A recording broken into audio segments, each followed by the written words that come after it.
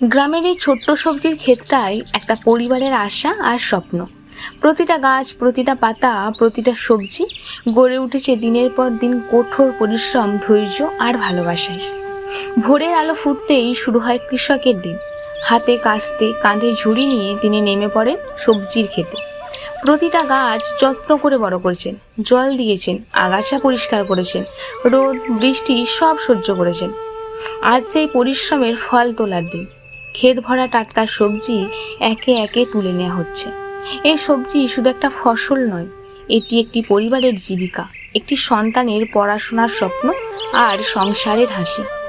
আমরা যখন বাজার থেকে টাটকা সবজি কিনে বাড়িতে নিয়ে যাই, তখন হয়তো বুঝতেই পারি না তার পেছনে একজন কৃষকের কতটা ঘাম, কষ্ট আর নির্লস পরিশ্রম জড়িয়ে আছে। গ্রামের মাটি আমাদের শুধু ফসল দেয় না, শেখায় পরিশ্রম, ধৈর্য আর প্রকৃতির সঙ্গে মিলেমিশে বেঁচে থাকার শিক্ষা। তাই কৃষকের পরিশ্রমকে সম্মান করা আমাদের সবার দায়িত্ব। আজ এই সবজিগুলো ক্ষেত থেকে উঠছে, কাল এগুলো পৌঁছে যাবে অসংখ্য মানুষের রান্নাঘরে, আর সেই সঙ্গে পৌঁছে যাবে একজন কৃষকের স্বপ্ন আর পরিশ্রমের গল্প। আপনি যদি কৃষকের পরিশ্রমকে সম্মান করেন, তাহলে ভিডিওটি লাইক করুন, কমেন্টে লিখুন কৃষক আমাদের গর্ব। আর গ্রাম বাংলার এমন বাস্তব জীবন দেখতে চ্যানেলটি সাবস্ক্রাইব করতে ভুলবেন না।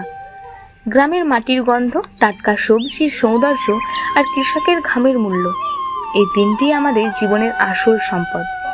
আবার দেখা হবে নতুন একটা গ্রামের গল্প নিয়ে। সবাই ভালো থাকবে, ধন্যবাদ।